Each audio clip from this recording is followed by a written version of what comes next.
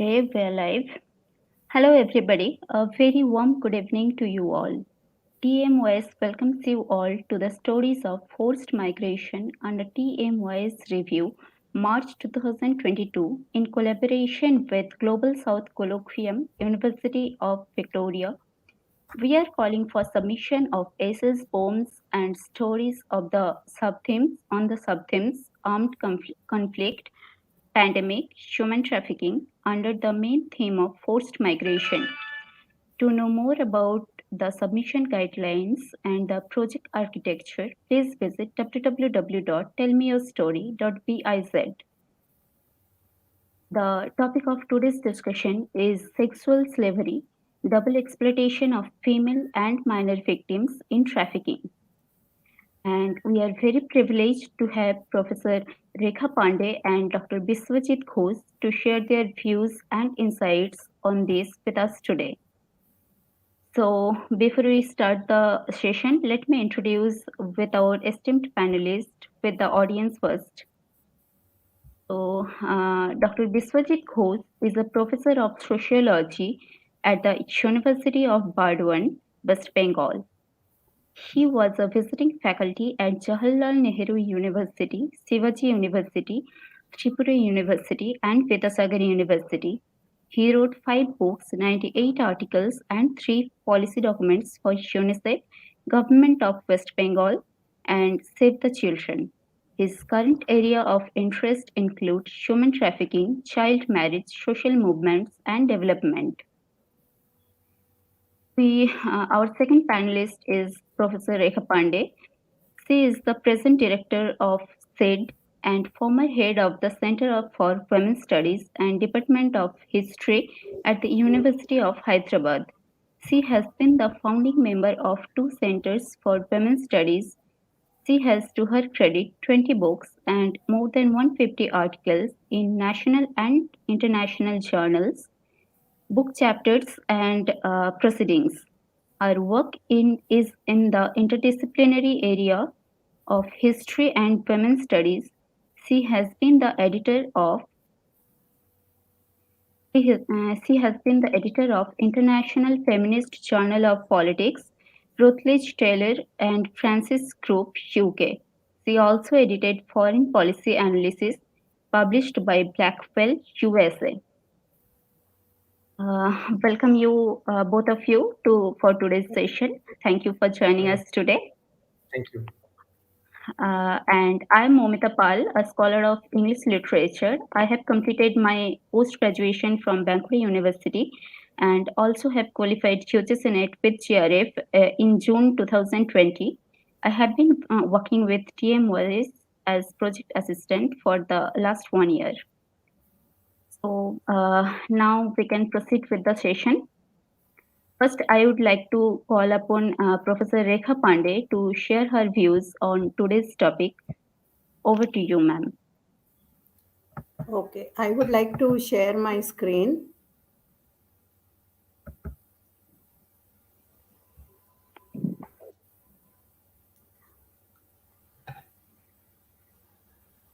Is my screen visible? No, ma'am. Is it visible? No, ma'am. No. It's not visible. Can you see it now? No, ma'am. It's sharing here. Please tell me when it will be visible. Yes, ma'am. Yes.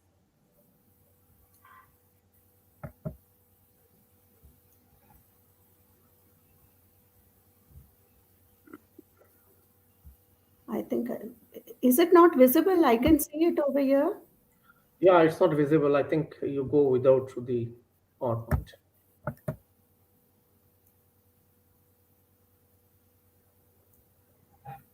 Yeah, it is coming. It's visible, ma'am. I think it is slow. Can you see it? Yes, Yeah, ma'am. it is If coming. I make it a big, is it visible now? Yes, It is ma'am. visible now. Okay. Thank you very much, James, for giving me this opportunity. And I'm very happy to share this platform with distinguished professors like Biswajit and Rekha. What I'm going to do today is I've divided my talk into certain sections. I'm going to look at the whole issue of women trafficking under globalization and the whole commodification of human beings in the third world. I'll give a short background to migration and how did the women's movement look at trafficking and what is the legislation in India and what is the state response and conclusion. I'll try to make it short. All of us know that trafficking is the recruitment, transportation, transfer, and receipt of people for the purpose of exploitation. It could be labor exploitation, sexual exploitation. And the main thing in trafficking is that it is done by coercion, fraud, deceit, and abuse of power. It is very interesting to know that trafficking is the third most lucrative illicit business today after arms and drug trade. It is, when you look at it, there are lots of scholars who believe that it generates more money than even arms and drugs trade. But what is interesting is if you are caught in an arms trade or a drugs trade, you are put behind bar. But in the case of trafficking, the person who's brought this women into trafficking is nowhere in the picture, and it is the women who is at the end of the line. She is the one who's put behind bars. And today, it generates so much of money that we find that this has happened because capitalist globalization involves an unprecedented commodification of human beings.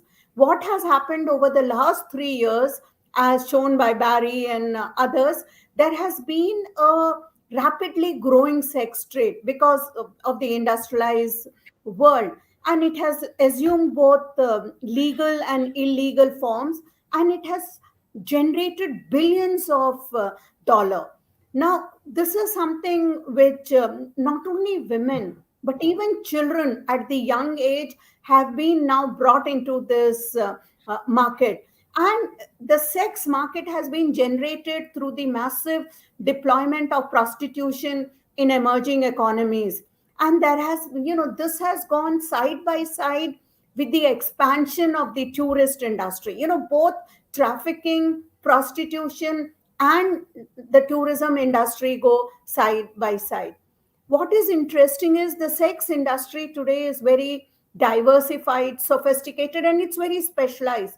It meets all kinds of demand. The whole liberalization of the economy in the wake of globalization, it has reduced traditional means of livelihood. In my own study of trafficking in the Andhra region, which I looked at, many of the girls who were trafficked were from drought prone areas. There were no other source of livelihood for them. So what is happening as a result of globalization today? You have large conversion of agricultural land for commercial aqua production, and this has reduced the viability of traditional livelihood. And these girls come from background where there is a lack of education, they do not have any skills so that they can have an alternative source of victims, and so there is no other option but to enter sex trade. And what has happened is prostitution has also been developed as a strategy by many third world countries, because what has happened under the obligation of debt repayment, a number of Asian, Latin American, and African states, they have been encouraged by international organizations such as IMF and World Bank to develop tourism and entertainment industry. And when these develop, prostitution and trafficking becomes appended to this. Today, the goods in these market, they move transcontinentally and transnationally from regions with weak concentration of capital towards region with strong concentration. You'll always find, in India, you have trafficked women coming from Nepal, Bangladesh. So, from a less developed region, they are moving into more developed region. It was the women's group who really brought attention to this, because in the 1990s, it was recognized as an organized crime, because many of these groups were using fraud to entice and employ these women. And they were, many of these academicians pointed out to the violent abuse of these women, their horrific living conditions. And we find that the media also played a major role in this, because uh, it exposed the whole criminal character of this business, and a lot of NGOs started taking interest, and it became very, it drew the attention of the women's movement, because what they saw was, that the flesh trade had been industrialized, it generated huge profits, the contemporary consumers had access to exotic, rare, and young bodies of girls and children. And there were, lot of use of technology, media, and many of the websites, they had disguised this whole trade under names like escort agencies, massage parlors, and they were employing these girls. You can see a lot of newspaper cuttings which came in, saying that how a rising demand for help has led to an increasing of trafficking of girls.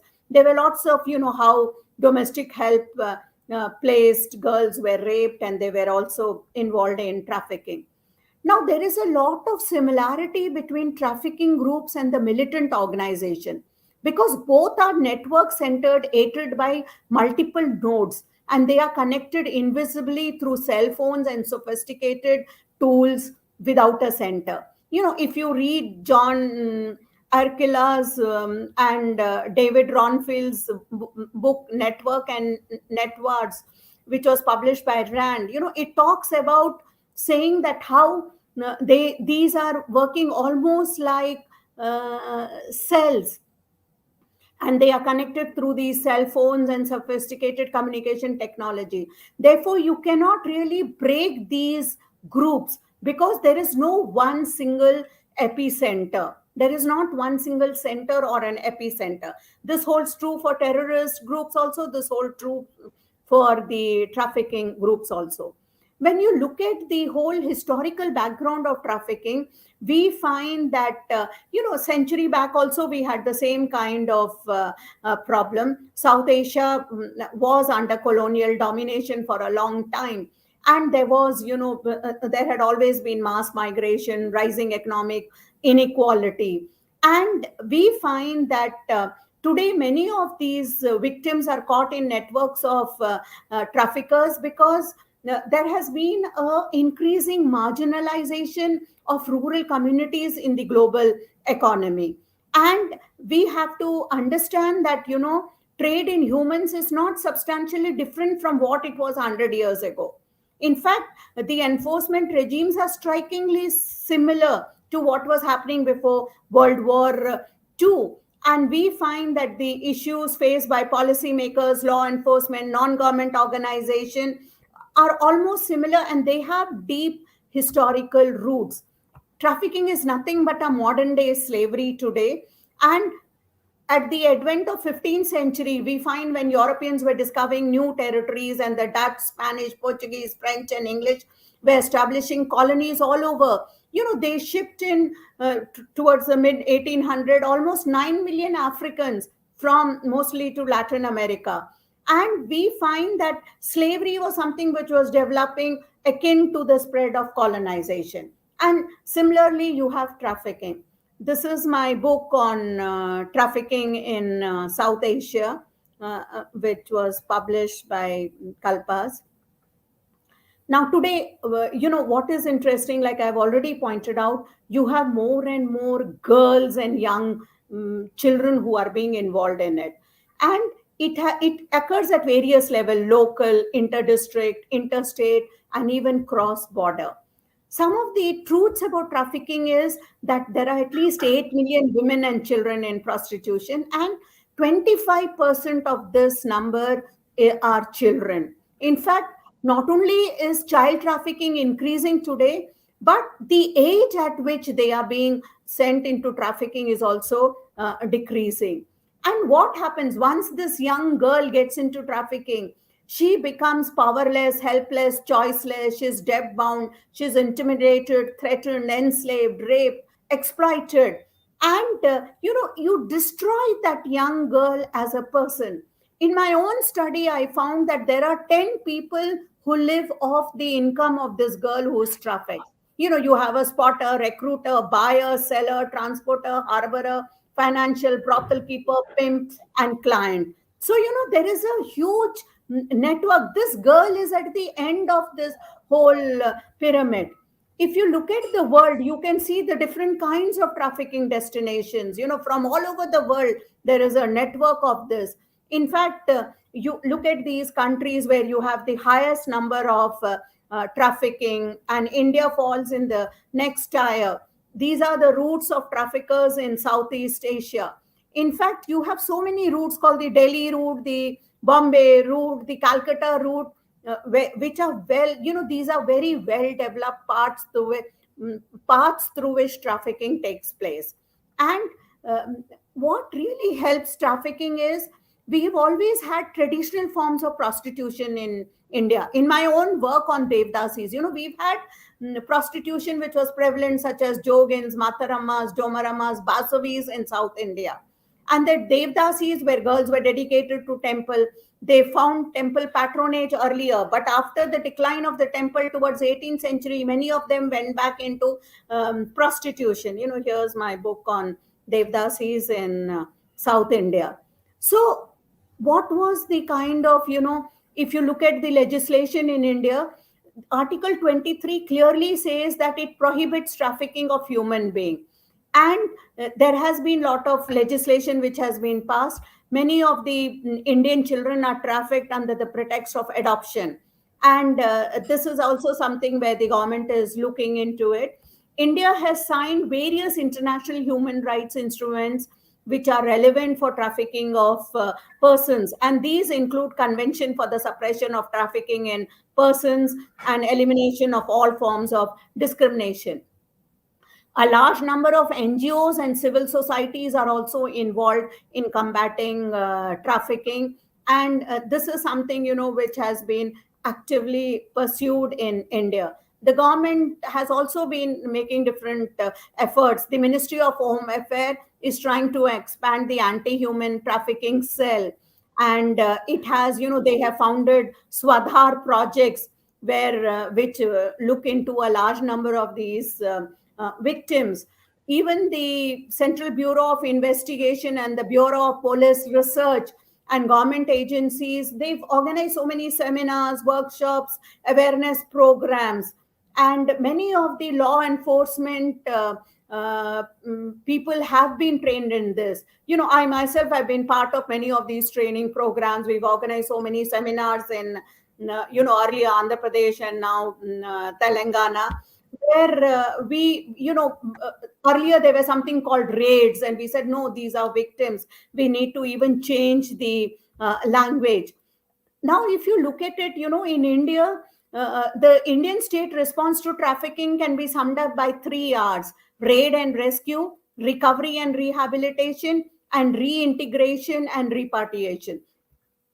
Now, we find that whereas the civil society and NGOs, their response can be summed up in 3 P's: prevention, gearing activities, prosecution or criminalization of the trafficking, and trying to protect them. This is something which has been going on, and the state government, earlier it would to carry out a lot of these interventions through law enforcement officers. They would raid and they would have rescue team which would announce and go into a brothel unannounced. They would remove underage girls. They would also use a lot of decoy customers, etc. They saw to it that the confidentiality of these girls was maintained, and there was a lot of attempt at trying to rehabilitate these girls. And it was necessary that these girls again do not fall into the hands of the trafficker, because this is something which happens. And we find that this was the major challenge as to how do you prevent these girls from again falling into trafficking. So what is very important is, we have only looked at the symptoms, but we should really look at the root causes as to how this whole issue of trafficking takes place, and only then we will be able to prevent it. And there has to be a combination of preventing trafficking. It should be a shared liability between different countries, the countries of origin, transit, and destination. And when issues of passport, visa, and other immigration papers have to be seen, and the strategies have to be utilized. Policy initiatives should be taken so that we develop a more gender sensitive society. And therefore, I would like to conclude by saying that trafficking in women and children is a violation of a severe human right, including the very right to life and the right to liberty and human dignity. In the absence of awareness of human rights, the economically and socially deprived people, especially at the grassroots, they become very easy victims and a prey for these trafficking trade. Migration of population has also played a major role, because many of these people who migrate, a large number of women also migrate, they become vulnerable to exploitation by traffickers. And many of the girls, in my own book, when I interviewed so many of these girls, these are women who had girls with very low self esteem, they had any lack of self control, and they already came from families which are very vulnerable. They didn't have proper means of livelihood, there was a lot of violence in that family, there was a lot of indebtedness, drunkenness, and low level of literacy, awareness, and information are also the risk factors. And we find that economic deprivation, due to various reasons, which is associated with the whole conditions, leads to a lot of vulnerability of these girls. Thank you very much.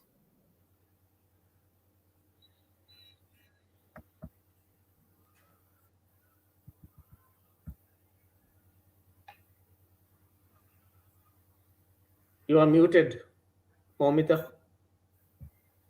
Yeah. Yes. Sorry. Thank you, ma'am. Thank you so much for such informative points and your beautiful presentation. We got to know the main reasons behind the prevalence of prostitution and increase in human trafficking, and of course, the disguised forms of institutions that they use to for the purpose of trafficking and prostitution. It's very disheartening to know that even children are getting affected badly by this. So I would now like to invite Professor Biswajit Ghosh to share his insights on this topic. Over to you, sir. Okay, thank you, Moumita. Thank you, Rekha for developing the foundation about what is trafficking and what are the reasons for trafficking. I would be basically talking about the extent of child and women trafficking during the pandemic since April or March 2020, and during the last 1.5 years, what has happened to the whole world and particularly in India. Now, I've been researching on the issue of trafficking since 2005 as a part of UNICEF. I was a consultant to UNICEF in Bengal for the last several years. But the extent of trafficking that we see during the last pandemic is just horrendous. What we did not, I mean, we presume that this is going to happen, but this has happened to the extent that it was not even thought by us and NGOs like Save the Children, UNICEF, and so on and so forth. Now, the severity of the issue of child and women trafficking it was a matter of serious introspection for quite some time. India's our failure to arrest trafficking in women and children in particular, it became a matter of public scrutiny since 1990s, during the last 3 decades. Even recurrent interventions of the Supreme Court and High Courts of India issuing directives to the central and state governments did not contribute to any significant policy change. We did not link instances of missing, abducted, and married children with trafficking. And some of the new anti trafficking schemes basically remained on paper. I have written on this on several other occasions. Ironically, in the current context of coronavirus pandemic, sexual slavery and child trafficking has become rampant in India. It has time and again been predicted by social scientists like us that children and women become easy targets and face double exploitation, particularly during any epidemic or pandemic. And it is true that COVID 19 has created a larger pool of vulnerable persons. For instance, in India, 122 million people have lost their job during the lockdown. Besides, there are several cyclones. For instance, Amphan hit Bengal, and Amphan also hit West Bengal. Like this, several cyclones hit many other parts of India, exposing the marginalized people again. As a corollary, there are multiple instances of vulnerability, trafficking, and re-trafficking, which Rekhaji has just touched upon. Re-trafficking of women and children, and these are reported in local media politically. Obviously, trafficking is not merely a legal issue in India; it is rather an indication of a failure at a larger level. Now, it is widely known that each year millions of children are forced into prostitution in India, as the demand for younger girls is much higher than the adults. In recent time, due to the factors related to economic globalization, demand for domestic and commercial labor has also increased in the cities, leading to large scale trafficking of young boys and girls, not only girls, young boys also. Yet, the official agencies fail to understand the changing nature of the crime. The crime itself has changed a lot and thereby fail to estimate it correctly. Our anti trafficking laws continue to focus on sexual exploitation and ignore more recent reasons and operant modus operandi for child trafficking. The proposed Trafficking of Persons Prevention, Protection and Rehabilitation Bill 2018, seeking to amend such a cavity, has been pending in the parliament for a long. Rising instances of trafficking in women and children since the outbreak of the pandemic is noted by several NGOs. Incidentally, just within 21 days of the first lockdown in March 2020, Childline, which is an officially recognized NGO, received 4.6 lakh SOS calls. 4.6 lakh SOS calls with callers seeking safety from abuse and violence. In between 1st April 2020 to 31st of March 2021, Childline received more than 50 lakh calls. Can you imagine? But the field worker could not intervene in all these cases, only in 4 lakh cases, around 7.78% cases, they could intervene because of several logistics problems. So, Childline reports not only reveal rising numbers of trafficking and child marriage in India, it also shows the difficulties of providing protection to the victims during critical time. Save the Children has also estimated that 5 lakh girls are forced into early marriage in India in 2020. Ironically, when all these were happening, all these reports were being available to us, only 27% of the 335 anti human trafficking units set up by the government were found functional. Look into the latest NCRB report 2020, published in the month of September. It shows decline in the instances of human trafficking when we all are arguing that human trafficking has increased. It shows that human trafficking has declined by 22.4% as compared to 2019. In 2019, the figure was only 2,208. I mean, 2,000 is much less a figure. In 2020, it came down to much lesser to 1,714. Obviously, it's clear that during the pandemic, police remained busy in tackling non criminal issues and ignored the forecast. NCRB, however, acknowledges rescue of 4,680 victims from clutches of traffickers during this period. But Bachpan Bachao Andolan, BBA in short, alone has rescued more than 9,000 trafficked children during this period. So, official figures on trafficking, therefore, do not come close to reveal the reality. It should be acknowledged that given the secret operation of traffickers, measuring the scale of the crime is a difficult task. Again, during the pandemic, the trafficker induced people faced with a hand to mouth problem with the promise of working in gorgeous bungalows. They shot photographs. Saw these photographs in tea gardens when I went to study 12 tea gardens, Sikh and tea gardens in Jalpaiguri in Bengal. And they claim that these younger boys and girls will be paid 20,000 rupees a month. Can you imagine 20,000 rupees when the father earns 1,000 rupees a month? The child is promised 20,000. So there some of them were also promised roles in films and different other kind of lucrative roles. So teenage boys and girls from marginalized families, they just cannot resist the prospect of a glorious lifestyle in amazing and dazzling cities. And today, with mobile telephony being available to even those, they can see what happens to Mumbai, what happens to all these cities. So another notice trend that I have noticed is a distinct culture of Londa dancing that has developed in many parts of Bihar and Uttar Pradesh, where younger boys and transgender people from Bengal and Bangladesh are trafficked. These boys and transgenders are sexually and physically abused by their recruiters. Let me now reflect on the reasons for which child trafficking has increased during the pandemic. First of all, police and NGOs remain busy tackling extraordinary situations. Secondly, neighbors were confined to their homes. Third, closed schools allowed little opportunity to teachers and students to report cases of child marriage, dropout, or trafficking. Fourth, daughters not going to school were considered a liability by parents. Fifth, trafficking agents at that point dropped in to arrange marriage of underage marriage, and then the marriage was arranged secretly or to find a job for these younger boys and girls. And then returned women, I mean migrant women workers who return to their villages, their inability to find work at the village level. This is another reason for which they are also being targeted. And finally, closure of factories, shops, and establishment, which actually led a larger amount of people falling under the prey of traffickers. It should, however, be recognized that sustained lockdown has impacted human trafficking in multiple ways. Thus, on the one hand, lockdown has restricted the movement of traffickers from one place to the other. Closure of hotels, lockdown, tourist spots, and transport facilities put obstacles for the traffickers to run their business smoothly. Cases of abandonment of victims of trafficking due to lack of demand in the initial phases are also reported by international agencies. But at the same time, adapting to a new normal, local agents could easily collect information about vulnerable population and trap them.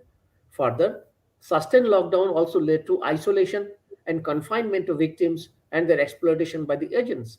When victims are less visible to neighbors, NGO volunteers, or police, any chance of the recovery from exploitative situation becomes less. And with the beginning of the unlock phase, the agents started executing their plans. There are instances of either jobless parents abandoning their children or selling them to earn some money or reduce liability. There are also instances of children losing one or both their parents. Now, according to the National Commission for Protection of Child Rights, 3,621 children have lost both their parents, 271 children are abandoned, and 26,176 have lost either of their parents due to this virus till April 2021. So, on the whole, around 30,000, so far as official estimate is concerned, around 30,000 students have lost either at least two or one of their parents.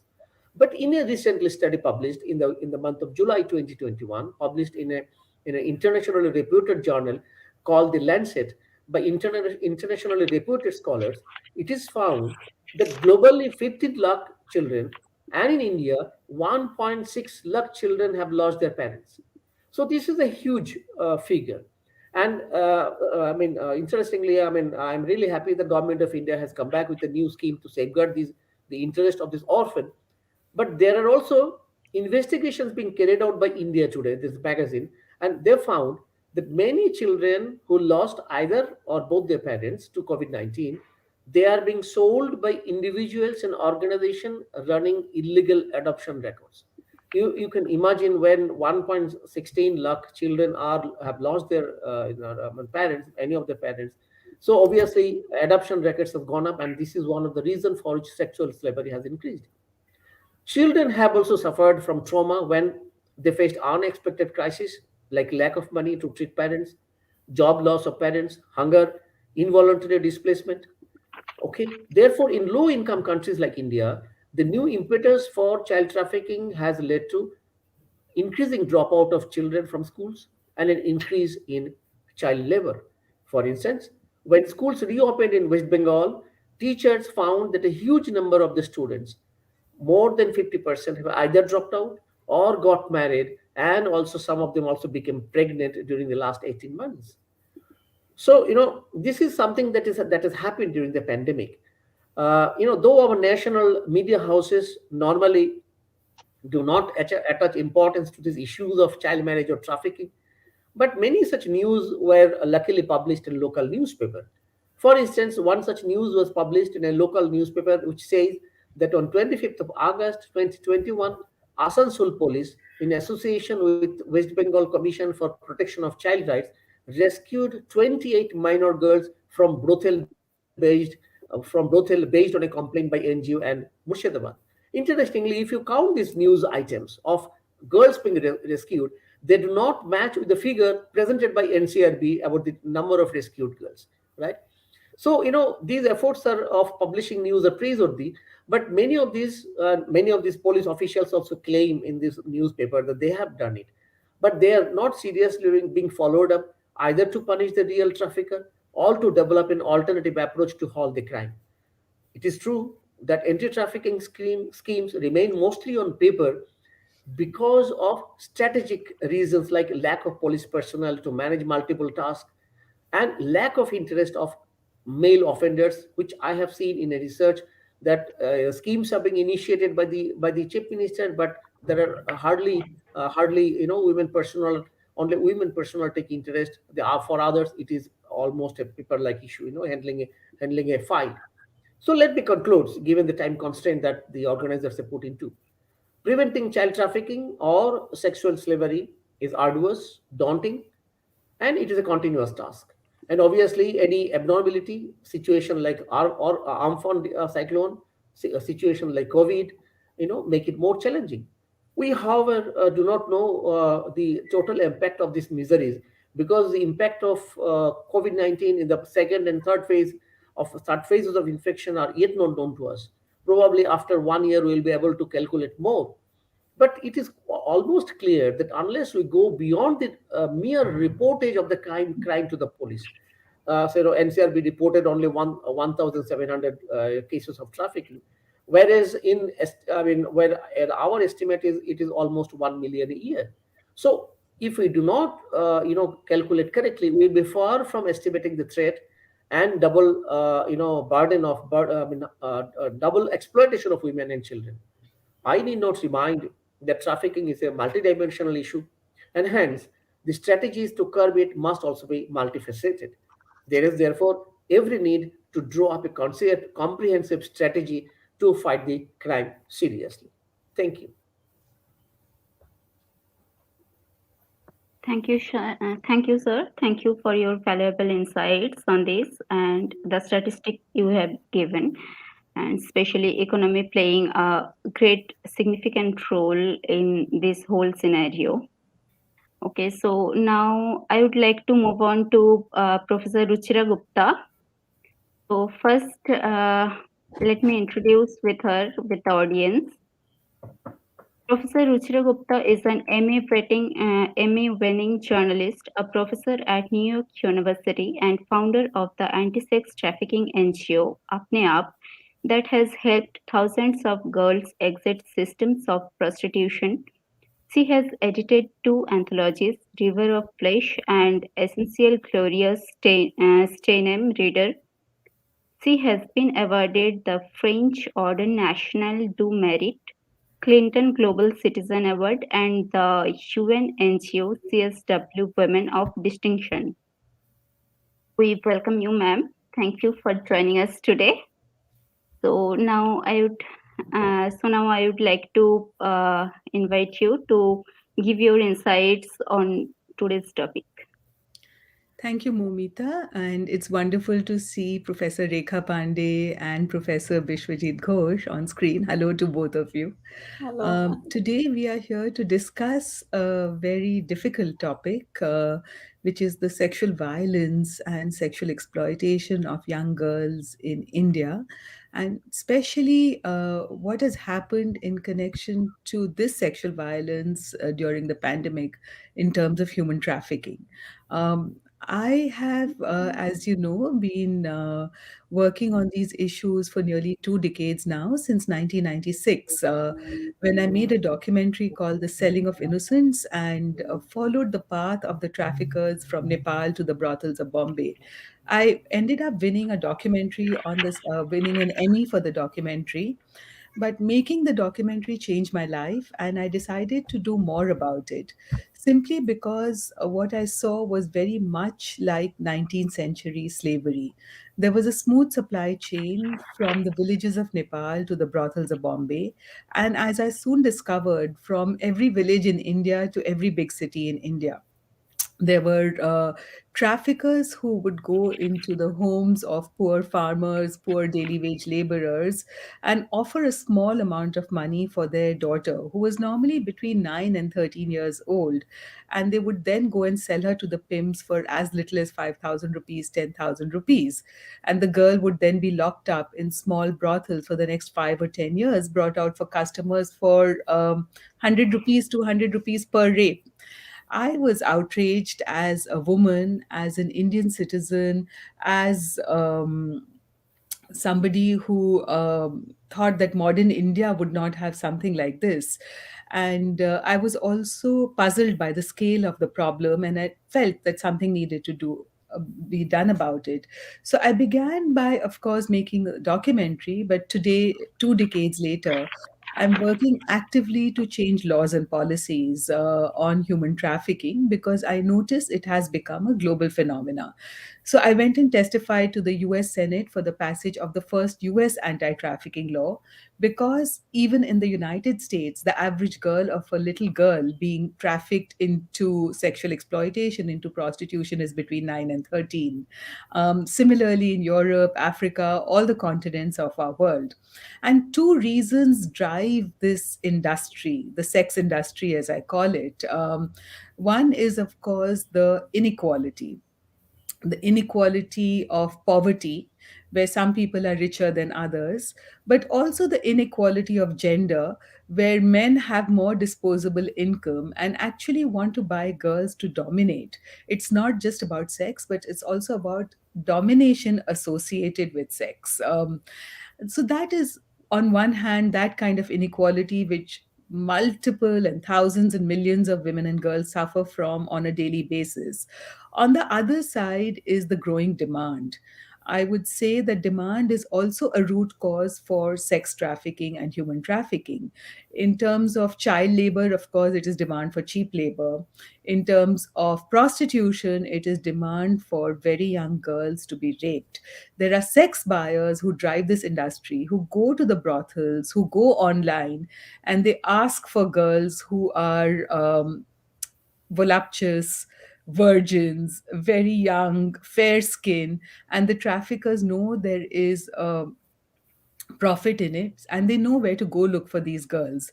In India, where I work, in Bihar and in Calcutta and in the outskirts of Delhi and Mumbai, among oppressed castes who were labeled as criminal tribes under British colonialism and then were so marginalized over hundreds of years that they ended up with intergenerational prostitution, that is prostitution passed down from mother to daughter and pimping from father to son.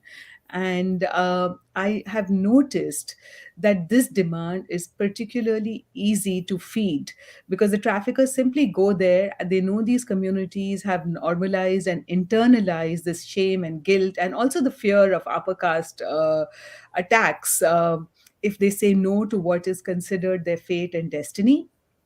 And they go and ask for young girls and then traffic them to Bombay and to Calcutta and to Delhi and even to small towns like Asansol.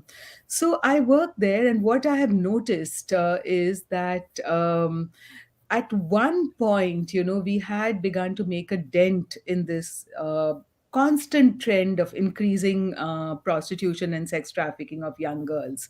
And this was in the year 200. Between a couple of years, I would say we made some progress, which was 2010 to 2013, when we had begun to make better laws. There was more attention paid to the issue of trafficking.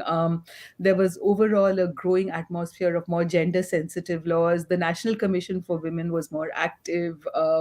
There was greater budget allocations for the person I call the last girl, who is the most vulnerable of all human beings because not only is she a girl, but she's poor and she is normally from an oppressed caste, but she's a teenager and she cannot take any decisions for herself. And her life is marked by absence of choices. She has less access to food, clothing, shelter, education, even protection. And so There was increased budget allocation for her education, for even her food, her clothing and shelter through the Kasturba Gandhi Balika Vidyalaya programs, through child protection measures. There was a planning commission which would constantly monitor what was happening to such girls and recommend to the government of India, to the Ministry of Women and Child, what measures they should take. So there was a big interaction between civil society, which was connected to the grassroots, to the last girl, and policymakers inside the government in those years. And through that interaction, we were able to create frameworks and increase budgets in that period. Now, what has happened since then is that the planning commission has been dismantled.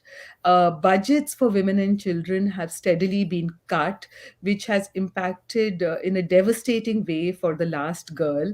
Her choices have shrunk again. Her access to food, her access to housing, her access to clothing, even, which was provided very often by the Kasturba Gandhi Balika Vidyalaya school uniforms, her access to child protection, her access to education, obviously, all came down. And this again made her easy prey for traffickers.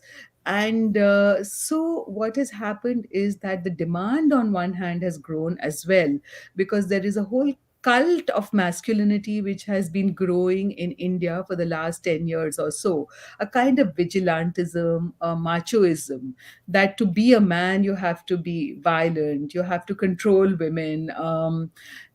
And this is through the movies which came out like Dabang, but also the political culture, where it's a very male dominated political culture where men are swaggering around, and many men who go around raping women are getting away with impunity because they have connection to some party or the other. And the Asifa case of a little 8-year-old girl being raped in Kashmir was a big point. Her rapists were, of course, convicted, but there have been many other rapists who have not been convicted, especially those who rape Dalit women. If you still remember, the Bhavari Devi case is still going on, where the judge said that how can a woman from a lower caste be raped by a man from an upper caste? And that case is still not concluded. So this gives impunity to those who go around preying on low caste Dalit girls in any form whatsoever. And with budget cuts, these girls don't have many choices, and they fall easy prey to the traffickers. What has happened in the last 5 years and also during the pandemic is that, of course, the livelihoods of their parents have completely disappeared. They were daily wage earners, selling tea on the side, going and doing construction work. Some of the mothers doing domestic work, farm work. All of it that came to an halt. In the red light areas that my NGO Apne Aap works, we found that the police was particularly brutal because they didn't want the women to step out of the small brothel rooms. So very often there were 11 women in a room with no livelihood, no access to food, no access even to fresh air.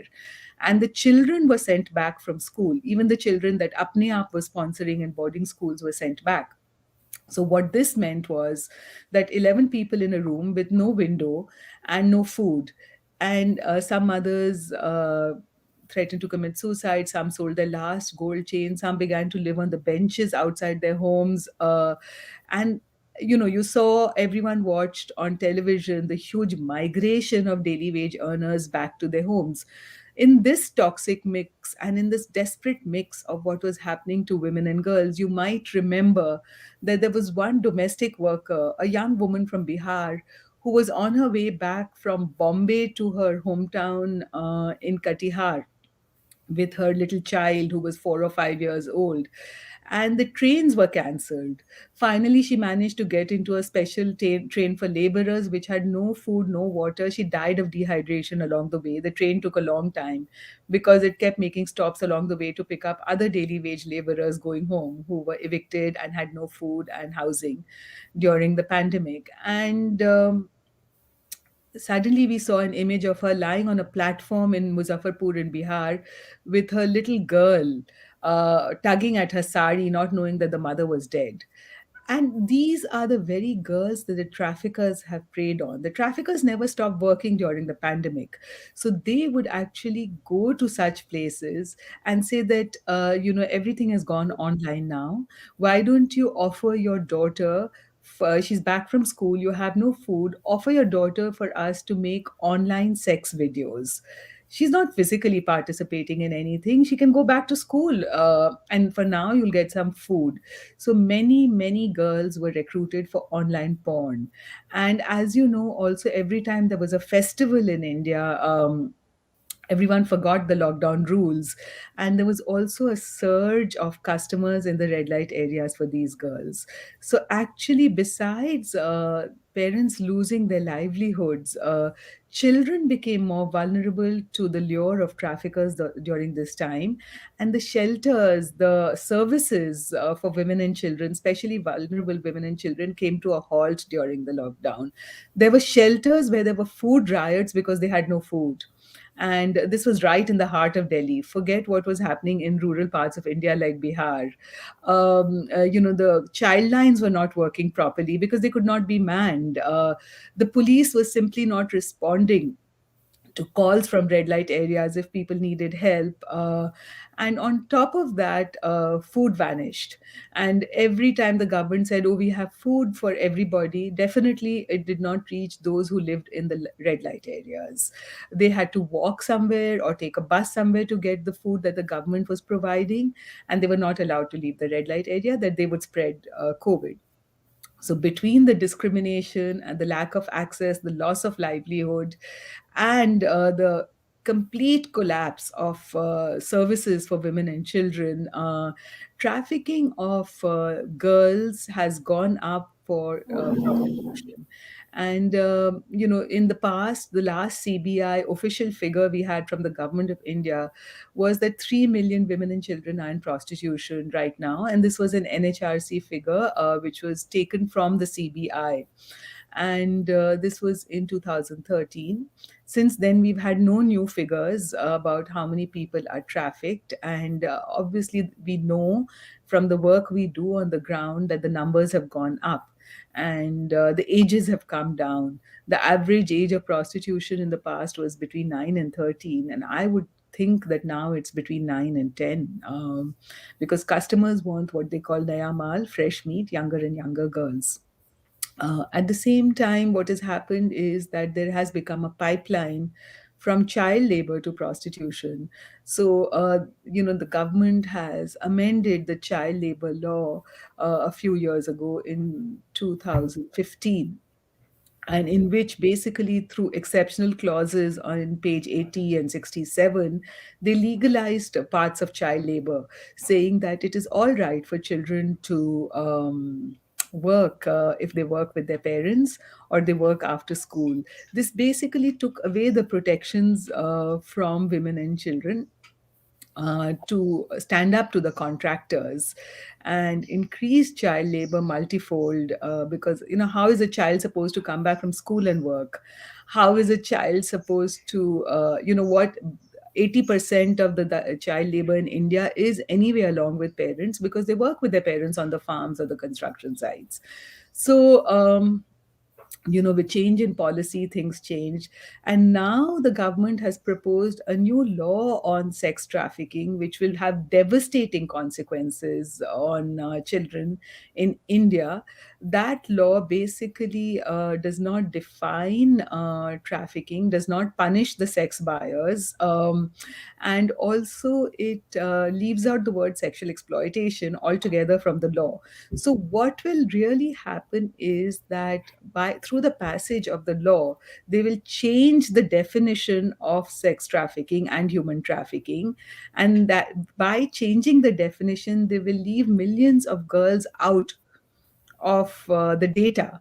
And so then they will say that child trafficking in India has come down because some girls will not even be defined as victims of trafficking. So neither will they get services, nor will there be any prevention programs among them. But the government will be able to come to the UN and say child trafficking has come down.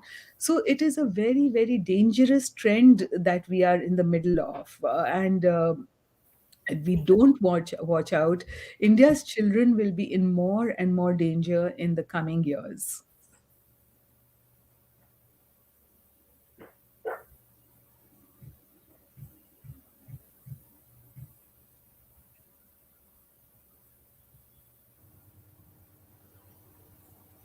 Thank you, ma'am. Thank you so much for your valuable insights and pointing out the thing that gender biasness is one of the main reasons of these crimes.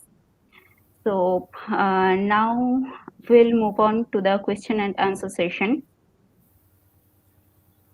First, I would like to come to Professor Rekha Pande. Sorry, ma'am. My first question to you is that you had written an essay titled "Gender Bias and the Sex Trafficking Interventions in the Eastern Border of India, Nepal," whereby you stated that intervention methods reinforce the patriarchal belief of women's vulnerability in the absence of male authority. In this context, can you elaborate on the gender bias seen in these cases and how these biases are carried out? Over to you, Yeah, ma'am. thank you very much, Monica. This was a study which we had done in the borders of Nepal.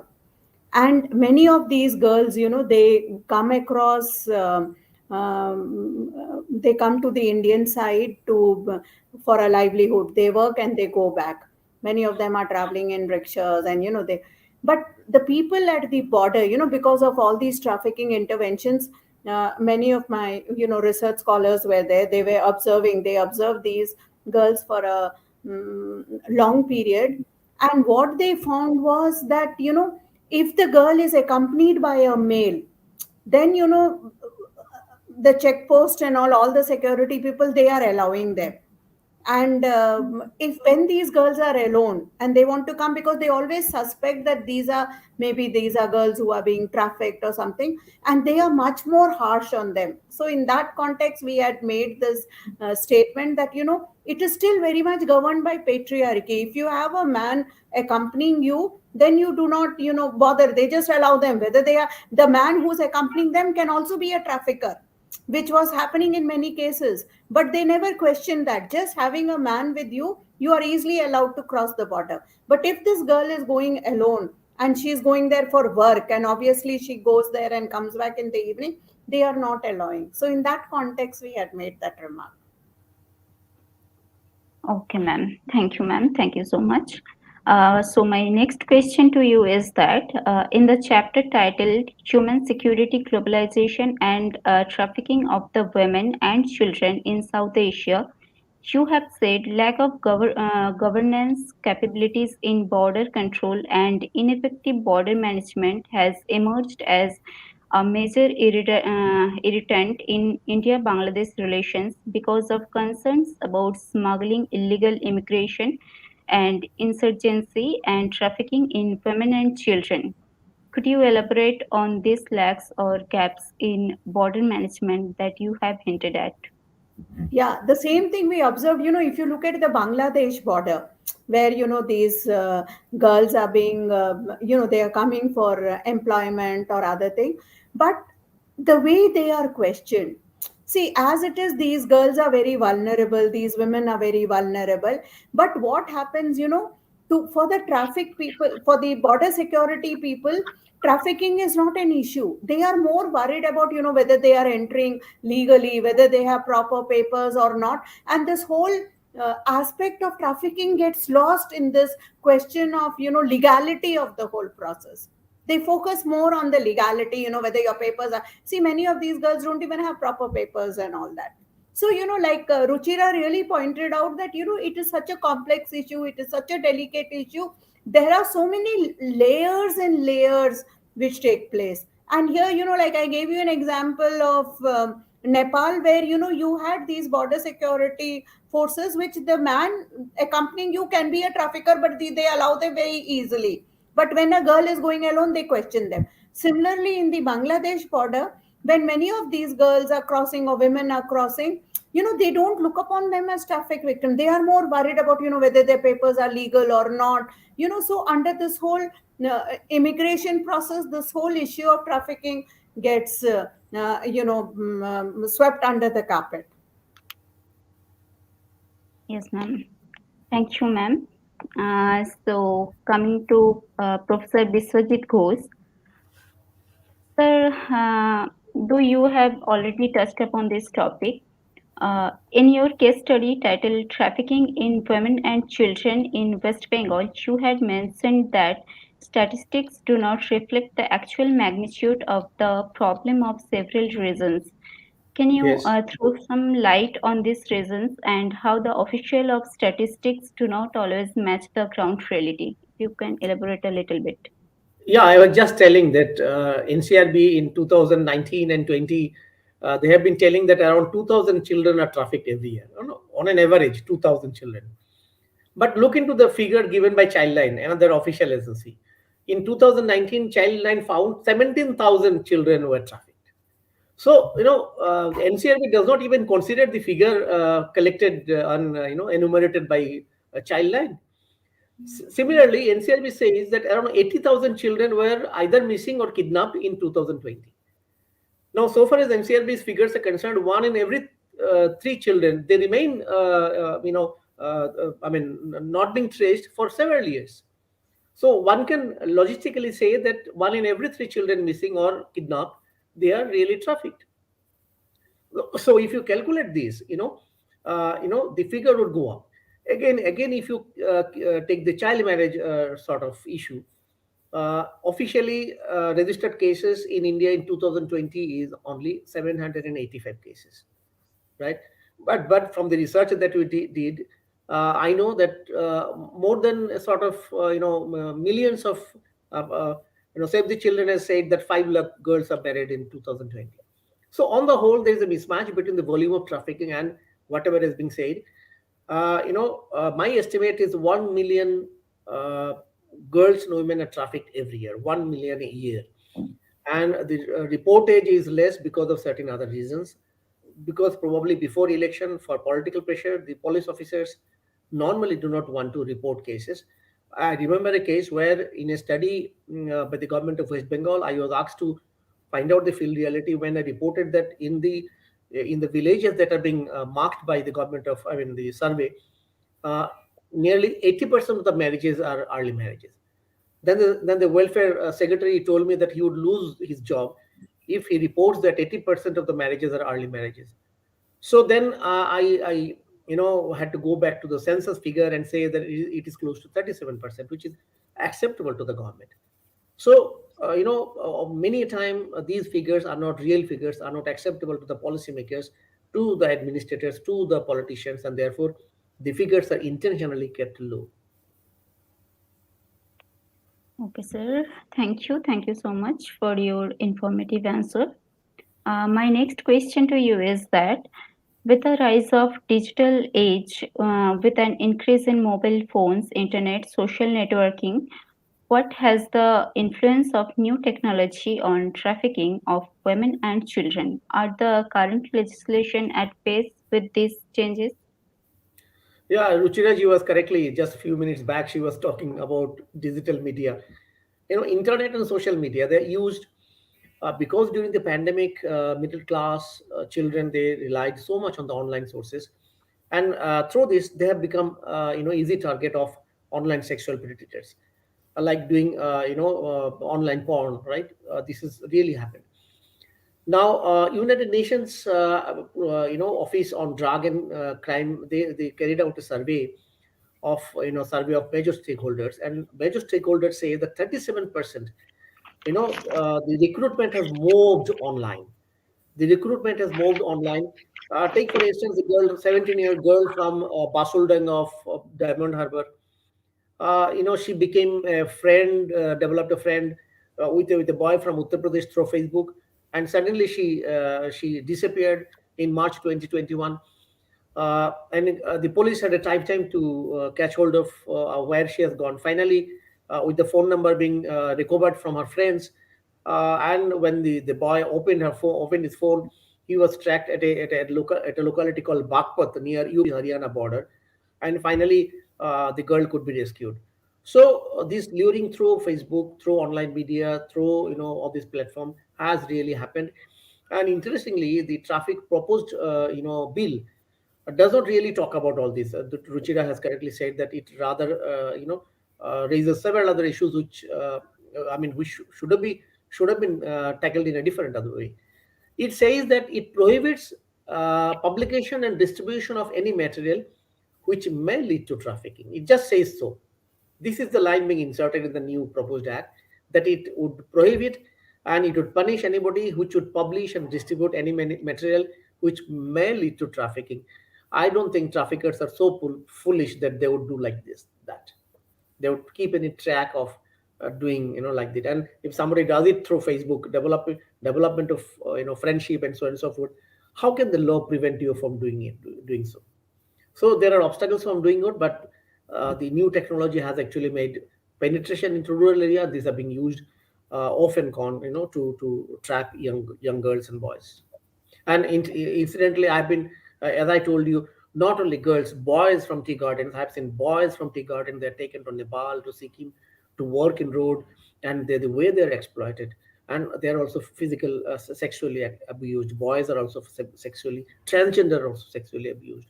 These actually not being reported neither by NCRB nor in any other service. Okay. Thank you, sir. Thank you for your valuable insights. So, coming to Professor Ruchira Gupta, ma'am, my first question to you is that there is a general trope where in anti-sex trafficking videos, women are portrayed as victims, sexually innocent or unaware. Carolus Vance, in her essay "Innocence and Experience: Melodramatic Narratives of Sex Trafficking and Their Consequence of Law and Policy," calls these melomomentaries which severed the necessary distinction between trafficking into forced prostitution and prostitution as sex work. What is your response to this?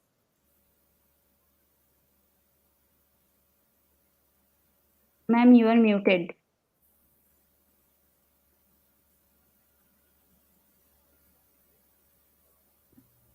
Ah, sorry, I was on mute. I think, we have to get beyond the academic jargon and understand from the lived experience of people.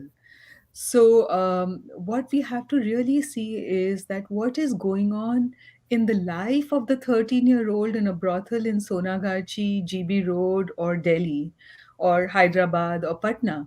And if I see that there are similar patterns of abuse and exploitation in that little girl in all these five, six places, then a pattern emerges.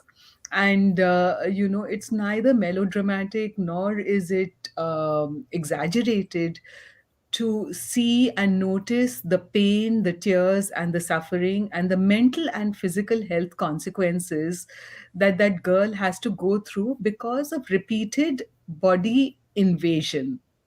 Because the one thing that prostitution has to have in it, which is bought by the sex buyers and the male clients, is body penetration. And no amount of legislation can legalize that away.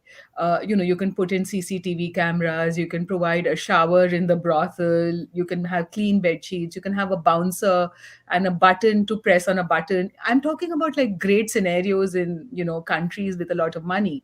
But in places like Sonagachi and GB Road and Kamtipura, Falkland Street in Bombay, there's not even that much. There's a bed in a room which is divided from another bed by a sari, and the bed is on two or three bricks because the children have to play under the bed while the mother is servicing the client. And that mother, if she does not get eight or nine clients in that night, she will not be able to buy rice for herself and her children, because the brothel manager will say you haven't earned enough to pay for the to sleep on that bed. And so we have to look at what is that woman going through, what is that little girl going through. If she has to service 8 or 10 customers every night, that means 8 or 10 times her body is penetrated, and that body has physical and mental health things which happen to it, right? So imagine, just put yourself in the shoes of that woman and think about repeated penetration. First of all, there are cuts and abrasions to the vagina, which is very tender skin. Then think about, in post COVID, we understand very well what infection means. We don't even want to come near somebody who coughs. Think about the customers. Some will be unwashed, unbathed, some will have diseases, some will have pusses on their body. You can't decide who your customer is going to be and what kind of diseases you can pick up. So most of the women in the brothels have low intensity fever all the time. Then think about what they have to do to ply their trade. They have to stand on the street for hours sometimes to wait for a customer. They all get backaches. Plus, they get insomnia because they cannot have regular hours of sleep. They have to wait for the customer. And whenever a customer comes, they have to wake up. So, these are things which are inherent to prostitution. And this abuse cannot be legislated away. So, when we want to use the term sex worker, we have to think about, is this what we want work to become? Because all labor struggles in the past so many decades, over 100 years, have tried to say that anything which is inherently exploitative should not be called work. We have legislation that a miner, when he goes inside a mine, should walk straight because it takes away his dignity. And there should be proper ventilation and all of that. So we say that, that is work. If he has to crawl somewhere, we will not call it work. So think about something where you have to be penetrated all the time. Should we call that work? Which has very, very obvious physical and natural health consequences, as I've said 100 times. So, what are the things that labor struggles aspire for? Let us just look at that for a second. They aspire for minimum wages. In prostitution, there can be no such thing as minimum wages because in India, as we know, most of the children are kept in bonded circumstances.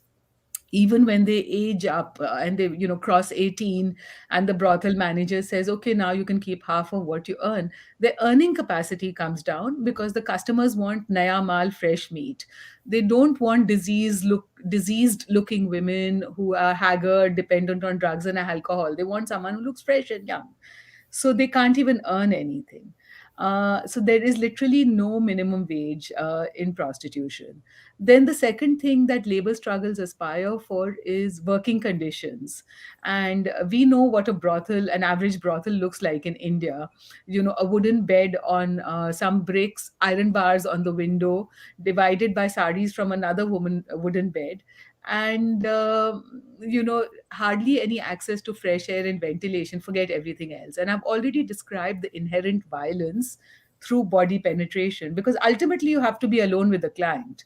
And from shoving bottles up her vagina to peeing on her to pinching her, these are things which the client normally does to a woman because he buys violence and he thinks he owns her because he paid for it for that hour. But besides that, even if the client doesn't do any of that, he will definitely penetrate her. So, these are the working conditions of prostitution which cannot be legislated away. The third thing that labor struggles aspire for is old age pension. In prostitution, old age pension is disease and death, because as you grow older, you become more disease ridden. You become more dependent on drugs and alcohol to block out the pain and suffering. And, there is no way that you can afford treatment or counseling or anything to get out of it. And even then, you can never fully recover. So the rates of mortality among prostituted women are very high, and all research is showing that now, that mortality in red light areas is very high, from suicides, murders. There's a new novel which has just come out by a woman from Australia, Bengali woman called Ruchira, and it's about a murder in Sonagachi. I would recommend people reading that novel. So, there is no such thing as old age pension. Who's going to give it in any case? And the fourth thing is dignity. Labor struggles aspire for dignity. Think about a woman who has to commodify her body at night, decommodify it in the day, and also customers who say that all you have are breasts and a vagina. What happens to the rest of your body? What happens to your mind? So these are things why I reject the term sex worker, because I think what is at stake here is, how do we define exploitation? And for all labor struggles, we have something very big at stake here. And, in the very capitalist countries, nowadays, we have been groomed to think of exploitation as a matter of choice or no choice. And but I may choose something because I'm poor and starving, or my child is poor and starving. But really, in the larger context, this choice is marked by absence of choices, and we don't understand that, we don't look at that. The problem is that choice cannot define exploitation. What does define exploitation is harm. Does that work harm you inherently or not? And if it does harm you, then we should think about it as not being defined as work but as exploitation. So this is why I reject this term, because also this is going to creep into every gain that the labor movement has made. And I've seen it creep into definition of child labor in India. So I'm sure it will creep into other things too. We have very, very large things at stake in even defining what is exploitation. Yes, ma'am. Thank you, ma'am, for setting light into the harsh reality and the unthinkable pain that these women have to go through. My second question to you is that could you shed some light on the rehabilitation or empowerment measures for the rescued victims of sex trafficking? There are some very good best practices out there, and Professor Ghosh spoke about the United Nations Office for Drugs and Crime. Professor Pande has talked about work going on in different government agencies in India, and especially at the border, and the lack of police training in being sensitive to what is happening, and also how sometimes the police itself has pressure put on it, even if they're trying to do something. So I would say that in terms of rehabilitation, recovery, reintegration, and I would say that there are three parts to a girl or a woman starting to get back into mainstream life, free of exploitation. Because no one can fully recover from repeated body penetration, as I mentioned. But at least to live a life free of exploitation, would be something, and not be raped repeatedly. So I would say that the best practices that I have seen for recovery and reintegration and rehabilitation, the word that you used, is a mix of many things. One is, of course, the legal process. Because if your trafficker is jailed, if your sex buyer is jailed, and that gives a great sense of power to the victim. She feels safer. She feels that there is a government watching out for her and it will not happen to her again. So that is very, very important. The second thing is childcare, which is required sometimes for the women who have had children in the brothels. She cannot afford childcare. So in Norway and in other countries, they make sure that there is child support for victims of trafficking, so that they can be free to either pick up a skill or a trade to start a new life. That is something which I've seen, that very many women get re-trafficked or get into another kind of exploitation, because sometimes the brothel doesn't want them. They're too old, they've aged out, they're too disease ridden. So she may get into a worse kind of exploitation because of her children. So childcare services for victim of trafficking is very important, and shelters have to be both institutional and non-institutional. Now, what do I mean by that? So very often, to help the girls and women, we put locks. We create very strong safeguards, so the children, young girls who have been trafficked and rescued from brothels, are not let out. Now this gives them a sense of being imprisoned, and they don't like it, and very often it creates a lack of transparency inside the shelter about what is really going on. And we saw this happen in shelters in Muzaffarpur in Bihar through a TIS report which came out, which spoke about how little girls who were rescued were being exploited. And that was because the shelters were too tight. They were too strict. They were locking up the girls in there. Nobody had access. Civil society didn't have access to know what was going on. So we need a mixture of openness and safety, which doesn't mean locks, but it means more interaction with mainstream societies. For example, the girls should be allowed to go to a school which is like a mainstream school, not a special school inside the shelter. There should be free access to NGOs from different sectors, from skill building to counselors from other places, not from inside just the shelter. There should be media allowed in all the time because they will notice things going wrong or right. So rather than putting things in the dark, we should open it up and shed light on things. So shelters have to change how they're designed, really, with lot of light, openness, and transparency. The third thing in recovery and reintegration is, we know, livelihood measures and counseling. And very many times the livelihood measures are so limiting. You say, oh, I'm going to learn sewing, but how much can you earn as a seamstress somewhere, right? But on the other hand, getting into a routine, learning something like sewing, like making paper bags, etc., helps the woman get out of the trauma. PTSD, post traumatic stress disorder, is huge among victims of trafficking, as the research all over the world is showing. So even doing a task repeatedly helps her get out of the trauma. And at the same time, it should be linked to methods of self employment. So, ID cards from the government, which can reduce her expenses by her getting a caste certificate, a BPL card, so that she can get low cost food and housing from the government, as any poor person would get, a poor low caste person would get. And then on top of that, a loan from the bank, starting a small business, along with doing whatever she's doing as part of a skill building course, the bag making, the sewing, the stitching, and of course, access to education institutions. This is very, very key for adult women and for younger women. They dream of an education, they dream of learning how to read and write and count.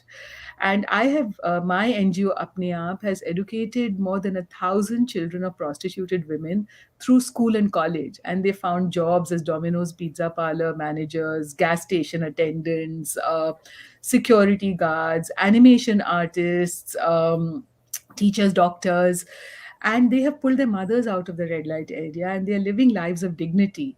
And other women have started small businesses like tea shops, like selling food carts on the streets, vegetable vendors. And they may have to do multiple businesses because they all are daily wage earners, these women. So they may go and work somewhere, breaking stone for a contractor on a government project on the highway for the season. Another time during the season, they may do some harvesting. At the same time, they'll also have their own business selling tea. So they may have multiple sources of income, which is how rural economy works in India. And that is fine, but we have to create an ecosystem for the woman to be able to rehabilitate herself, which is why we call our organization Apne Aap, that self action combined with state support. And what does the state support mean? Low cost food, housing, clothing, shelter, access to education. And this can be done through existing services that the government has if they just fund it more. Get the woman a document, which is a caste certificate, easily.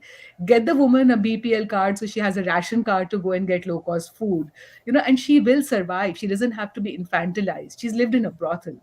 So, she knows what the world is like. She can take a bus. She can go to a ration card owner and get ration shop owner and get her food. What she needs is all these systems to work for her. That's what she needs. Yes, ma'am. Thank you, ma'am. Thank you so much for this thought-provoking insight. And with this, we will bring this session to an end. This is a really insightful and enriching session. Thank you once again to all of you for your valuable time and being with us today. Good night. Thank you. Good night. Yeah. Thanks a lot. Namaste. Bye, Yeah. Ruchira. Good night. Nice seeing you. Very Bye. nice to see you. Really Yeah. lovely. Okay. Bye bye.